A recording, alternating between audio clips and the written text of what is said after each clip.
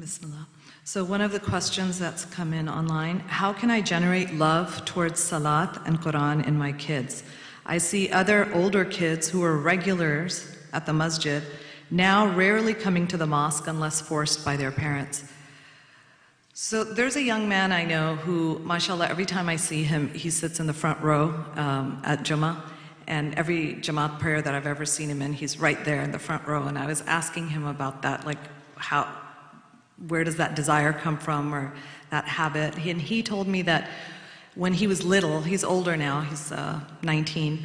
When he was little, he said his father would give him $1 every time he would go and sit in the front row.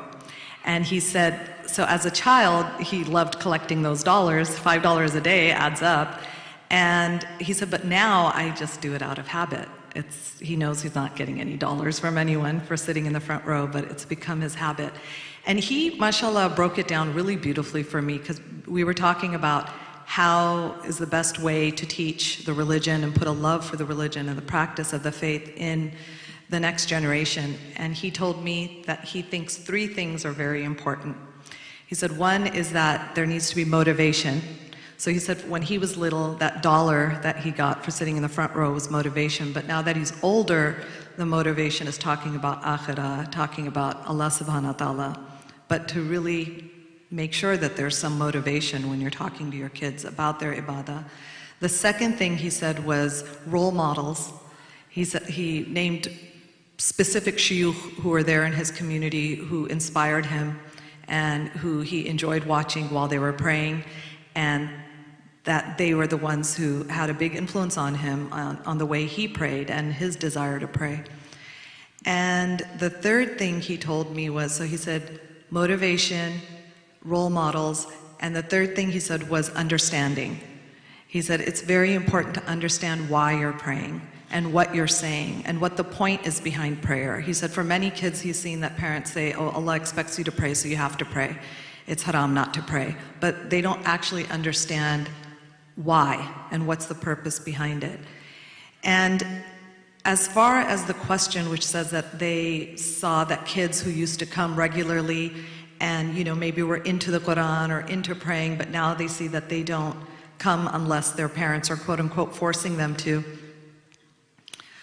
What I've seen is that in life, we're not just on the steady course. There's ups and downs that come, even in our own lives. And if we look at ourselves and think that right now, if I had somebody who was forcing me or telling me that I have to read this much Qur'an every day, or I have to sit for this long in my prayer afterwards and do dua, would we rebel against that? Or would that be something that would make us go, yeah, that's something I want to take on?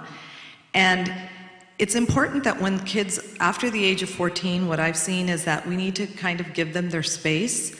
Once you've established routines for them throughout the early years, what I've noticed is after 14, you're really just maintaining whatever you've taught them up to the age of 14. With all 3 of my kids, I've seen that after 14, it's really hard to start implementing anything new.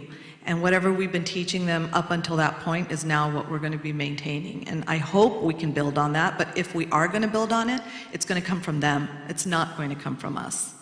It's going to be completely self-directed and self-motivated. And,